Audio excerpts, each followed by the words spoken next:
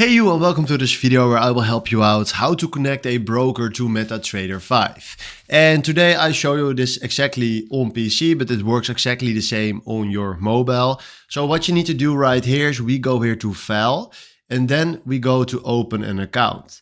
Then right now what you need to do is search right here for the broker that you want to add.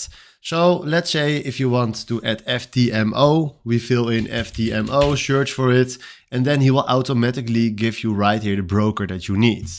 Then we click here on next, and then what you can do is select this for open a real account for live trading. But if you click right here on connect with an existing account, select right here if you want to connect a server or a demo account and which one. And then after that, log in with the login and the password that they sent you once you created your account on that broker. Then after that, you can click right there on finish, and then you connected your broker to MetaTrader 5. So this is how you can connect your broker to MetaTrader 5, and hopefully this was the video where you was looking for. Then from now, thanks for watching and have a wonderful day. Ciao.